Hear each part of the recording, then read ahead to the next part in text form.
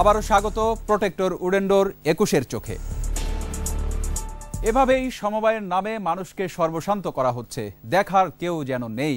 দেখে নেব আরও কয়েকটি সমবায়ের প্রতারণার চিত্র।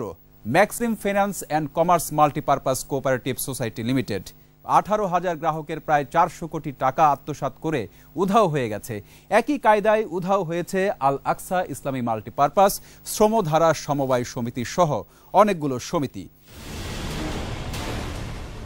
Maxim finance and commerce multipurpose cooperative society ২০০৫ সালে সমবায় অধিদপ্তরের নিবন্ধন নিয়ে কাজ শুরু করে। সমিতির কার্যক্রম রমনা থানা এলাকায় সীমাবদ্ধ থাকার কথা থাকলেও মাত্র ৭-৮ বছরে ২৫টি বৈধ আর ৯৮টি অবৈধ শাখা খুলে শুরু করে প্রতারণা। বেশি মুনাফা দেওয়ার লোভ দেখিয়ে প্রায় ১৮,০০০ সদস্যের কাছ থেকে তুলে নেয় প্রায় ৪০০ কোটি টাকা। সদস্যদের প্রতি লাখে ২,০০০ টাকা লাভ দেওয়ার কথা। টাকা আদায় করে অফিস রেখেই পালিয়ে যায় এর ব্যবস্থাপনা কমিটি। স্থানীয়রা জানান, প্রতিদিনই সদস্যরা টাকা ফেরত নিতে ভিড় করেন এখানে। ভালোই লোকজন আসতো, রেগুলার মনে হয় নর্মালি ২-৩০০ লোকের আগমন ছিল। লাখে মাসে ২,০০০ টাকা ইন্টারেস্ট। এই লোভে অনেকে টাকা পয়সা রাখছে। প্রথম কিছু দিচ্ছে, পরে আপনি আরও রাখেন, পাইবেন।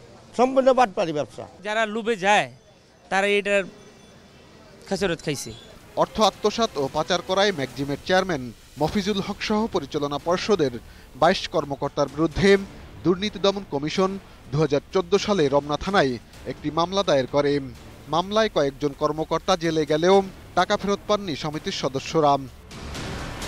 আল আকসা ইসলামী মাল্টিপারপাস কোঅপারেটিভ সোসাইটি লিমিটেড সমবায়ের অনুমোদন নিয়ে সদস্যদের কাছ থেকে টাকা তুলতে শুরু করে।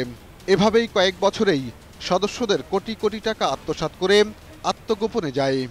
কোটি কোটি টাকা বিভিন্ন মানুষের থেকে নিছে, তারপরে নিয়ে ফ্যাক্টরি করছে, আলাদা একটা ফ্যাক্টরি করছিল, এই ব্যবসা তারপর এই ব্যবসা, এই টাকা পয়সা কী করছে আল্লাহ জানে, ওরা জানে। আল আকসা নামের একটা অফিস ছিল ৪ তলাতে, পরবর্তীতে যা কই গেছে এটা আর বলতে পারি না। সরকারি কর্মকর্তাদের টাকা বেশি ছিল, আর আরও এলাকার কিছু লোকজনের টাকা ছিল, তো ও হচ্ছে অফিস রেখা ও টাকা নিয়ে ভাগছে। এবার যাওয়া যাক মিরপুরের শ্রমধারা সমবায় সমিতিতে। সমবায় অধিদপ্তরের কোনো অনুমোদনই ছিল না তাদের, তারপরও সমিতির নামে টাকা তুলে পালিয়ে যায় তারা। শ্রমধারার মালিক আকরামুজ্জামানেরও কোনো খোঁজ খবর নেই। ৫ লাখের বিনিময়ে কিছু প্রফিট দিত, কিন্তু এখন এই ১-১.৫ বছর যাবৎ সে নিরুদ্দেশ। 2টা ব্লাইং চেক রেখে মোট ৬৪,০০০ টাকা নিয়েছে। আমার ২ লাখ টাকা ও সমিতির মাধ্যমে ও নিয়েছে। টাকা নেওয়ার পর আয়সা ফোনে বলতেছে যে আমি টাকা দিতেছি, এই দিলাম, এই কালকে দিচ্ছি, কিন্তু কোনো হদিশ নেই। শাখা খোলার অনুমোদন না থাকলেও বিভিন্ন স্থানে শাখা খুলে রমরমা ব্যবসা চালিয়ে যাচ্ছে new social multipurpose cooperative society. পুরান ঢাকার বিভিন্ন স্থানে শাখা খুলে সমিতির সদস্য বানিয়ে টাকা তুলছে তারা। ২১-এর চোখ অনুমোদনহীন কয়েকটি শাখায় গিয়ে তাদের কার্যক্রম সম্পর্কে জানতে চাইলে কেউই কথা বলতে রাজি হননি। প্রশাসনের লোক আসলে পরে স্যারের সাথে কি করে হেড অফিসে যে কথা বলে। এর প্রধান কার্যালয়ে কয়েকবার গিয়ে দেখা যায় বাইরে থেকে তালা বন্ধ। এক পর্যায়ে আবিষ্কার করা গেল ভেতরে কাজ চলছে। তবে সমিতির প্রধান বাবুর সাথে টেলিফোনে যোগাযোগ করা হলে তিনি জানান, সাংবাদিকদের কোনো তথ্য দেওয়া যাবে না। আবারও প্রোটেক্টর উডেন্ডোর ২১-এর চোখে ছোট্ট একটা বিরতি।